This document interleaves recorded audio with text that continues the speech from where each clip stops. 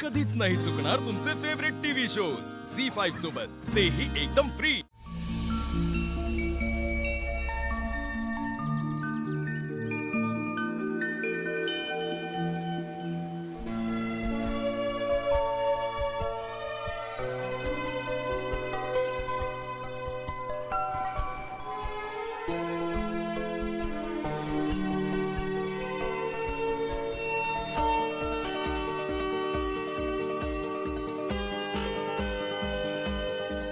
Okay हा मांजा काय लाटांचा आवाज येतोय। तुला आला हो मग वाळू का नाही लागत आहे पायाला? नाही काय काय आहे, आशूला पाण्याची भीती वाटते म्हणून आपण लाटांपासून थोडं लांब आहोत, पण आशू तुझ्या खूप जवळ आहे। हा तू ऐक ना माझं, थांब ना इथे। नाही शिवा, आशू येणार। हा पण आशू येईपर्यंत ही डोळ्यावरची पट्टी काढायची नाही। अरे पण- मला माझी जबाबदारी संपली, तुला इथे आणायची जबाबदारी माझी होती। आता मी चाललो, तुझ्या हात इथे ठेव, तुम्हाला प्रायव्हसी द्यायची आहे। मजा करा मजा करा। माझा ऐक ना, माझा ऐकू घे।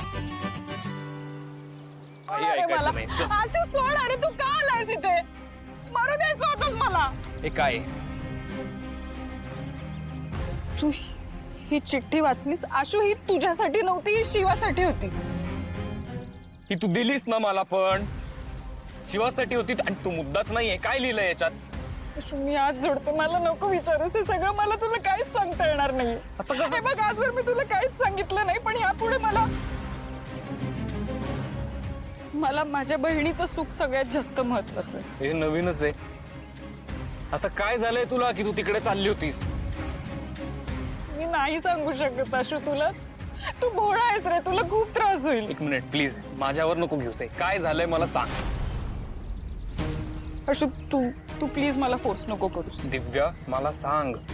मी नाही सांगू शकत अरे तुला, जर तुला हे सगळं कळलं ना, तुला खूप त्रास। अगं मग तू चिठ्ठी का दिलीस मला? शिवाला का नाही दिलीस डायरेक्ट जाऊन?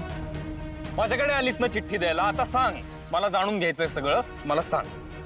काय करू आशू, माझं संपूर्ण आयुष्य उद्ध्वस्त झालंय रे। असं काय अन्याय झालाय का तुझ्यावरती? तुझं आयुष्य उद्ध्वस्त झालंय? मला सांग हे काय आहे? दिव्या बोल। तुला ऐकायचंय? हो। ठीक आहे मग ऐक, हेच माझ्या नशिबात लिहिलं असेल तर मी सगळं तुला सांगून मरेन। बोल।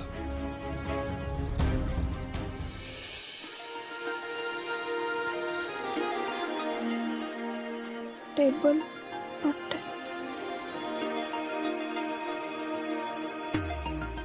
आशू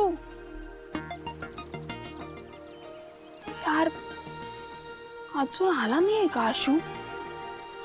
यार मी पट्टी काढते आता, बस झालं बघ। नाही नको शिवा जरा थांब ना यार, त्याने काहीतरी असं भारी प्लॅन केलं असेल आणि तू सगळं हे करशील।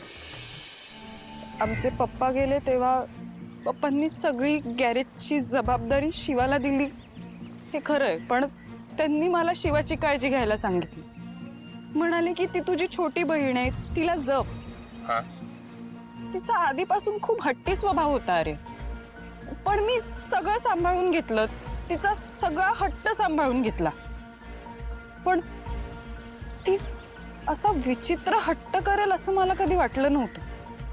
म्हणजे काय विचित्र हट्ट केला तिने? आशू तू मला असं धर्म संकटात अडकवू नकोस अरे प्लीज। हे नाही, धर्म संकटात वगैरे शब्द बोलणं बंद कर, कळलं? उगाच फिरवून काहीतरी सांगू नकोस, मला मुद्द्यावर ये। प्रिसाइजली सांग काय झालंय, कसला हट्ट? तुझा हट्ट आशू। काय? हो, तुला मिळवायचा हट्ट।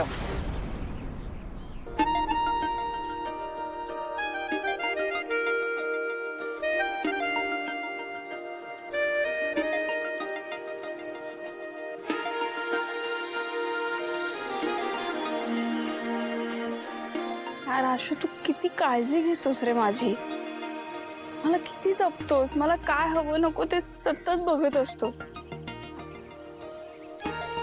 पप्पाचा शिवाची काळजी घ्यायची आणि त्यानंतर तू इतक्या जबाबदारीने सगळं करतोस।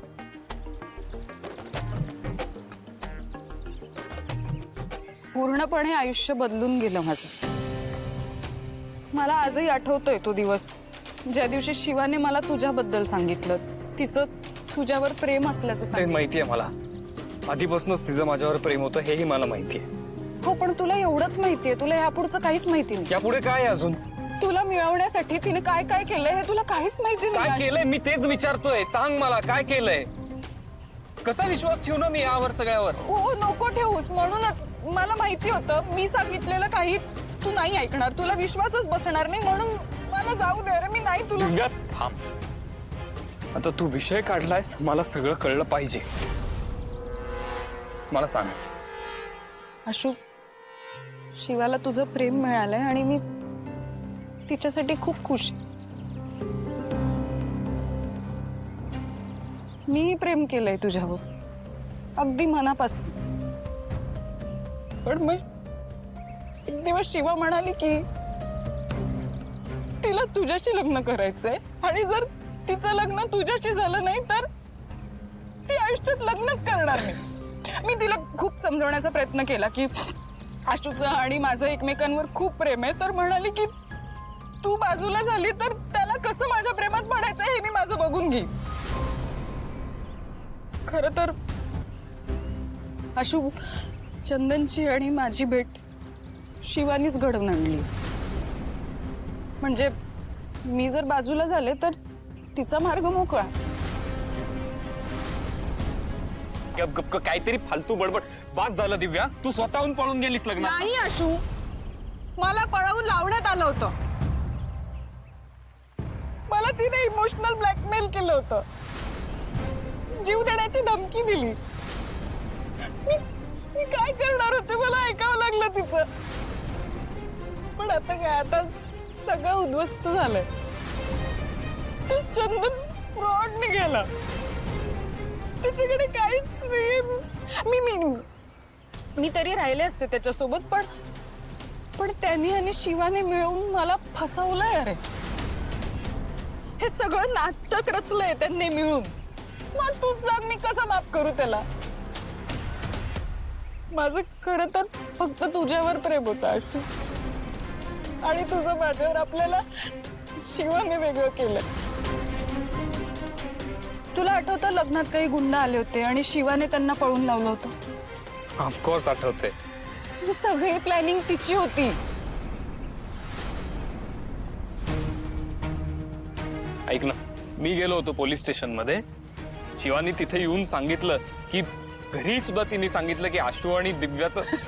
किती किती किती भोळा आहेस आशू तू. तुला माहितीये, तुझ्या घरी यायच्या आधी तिने माझ्याकडून वचन घेतलं होतं की मी लग्नातून पळून जावं. तू विचार कर, माझं तुझ्या घरी सगळ्यांची चांगलं होतं. तुझं इतकं प्रेम होतं माझ्यावर, इतकं सगळं करायचंस तू माझ्यासाठी. काय काय नाही केलंयस तू आशू. स्केच बनवायचास, कविता लिहायचास, इतके सारे गिफ्ट द्यायचास. मग मी हे सगळं का करेन? तू विचार कर ना, का पळून जाईन मी? मी त्याग केला माझ्या बहिणीसाठी, कारण तिला तू हवा होतास आणि तिने हे सगळं घडवून आणलं. तिनेच मदत केली आहे मला पळून जायला. खरं तर मला पळवून लावलंय शिवाने. झी5 ॲप डाउनलोड करा आणि पहा सर्व एपिसोड्स एकदम फ्री.